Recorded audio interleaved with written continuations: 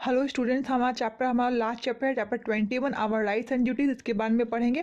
तो चलिए स्टार्ट करते हैं। When India got independence from the British in 1947, जब इंडिया को इंडिपेंडेंस मिला ब्रिटिश से 1947 में, the government needed a set of rules to run a country.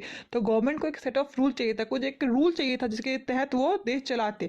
Some important leaders were chosen for the task for forming a set of rules in document form called constitution. और कुछ जो important leaders थे उनको ये task दिया गया कि ताकि वो एक rule set of rules form कर सके एक डॉक्यूमेंट के फॉर्म में, जिसको हम कॉन्स्टिट्यूशन कहते हैं। The Indian constituent assembly formed और ड्राफ्टिंग कमेटी। तो इंडियन कॉन्स्टिट्यूएंट असेंबली था, उसने एक ड्राफ्टिंग कमेटी को बनाया, headed by the father of Indian constitution, जिसको हेड किया the father of Indian constitution, जो कि है doctor Bhimrao Ambedkar, to prepare a draft constitution, एक ड्राफ्ट कॉन्स्टिट्यूशन बनाने के लिए। The draft constitution was discussed in the constituent assembly. जो ड्राफ्ट कॉन्स्टिट्यूशन था वो कॉन्स्टिट्यूएंट असेंबली में डिस्कस किया जाता था। Many changes suggested by the member way included in the draft constitution. और बहुत सारे चेंजेस था वो ड्राफ्ट कॉन्स्टिट्यूशन में चेंज किया जाता था असेंबली के जो बहस के बाद, डिस्कस के बाद।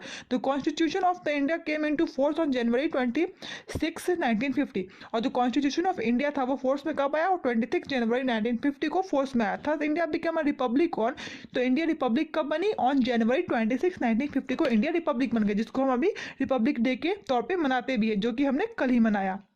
We celebrate this day as our republic day every year, जिसे हम अपने रिपब्लिक डे के तौर पे एवरी ईयर मनाते हैं। Like India every country has a constitution.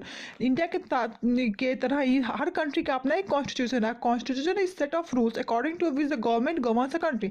Constitution एक सेट ऑफ रूल्स है जिसके तहत कोई भी गवर्नमेंट अपनी कंट्री को गवर्न करती है, मतलब कि इसको चलाती है। The constitution of India is the longest written constitution in the world. तो इंडिया का कॉन्स्टिट्यूशन है वो लॉन्गेस्ट रिटन कॉन्स्टिट्यूशन है पूरे वर्ल्ड में। Every law made by the government must be made according to the principle laid down in the constitution. कोई भी law जो बनाती है गवर्नमेंट वो उसी के जो कॉन्स्टिट्यूशन है उसके अकॉर्डिंग ही होना चाहिए, जो कॉन्स्टिट्यूशन का रूल रेगुलेशन है उसके अकॉर्डिंग होना चाहिए।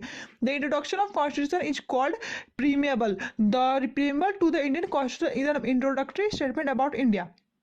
It describes India as a sovereign, socialist, secular, democratic republic. जो इंडिया का कॉन्स्टिट्यूशन है वो इंडिया के बारे में ये डिस्क्राइब करता है कि वो एक sovereign, socialist, secular, democratic republic है।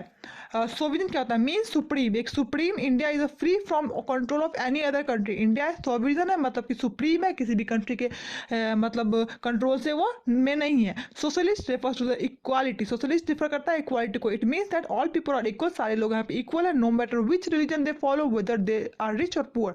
वो किसी भी धर्म की हो, वो गरीब हो या अमीर हो, वो सोशलिस्ट कंट्री है इंडिया, इसलिए वो सब यहाँ पे इक्वल है। Secular, secular means India has no state religion.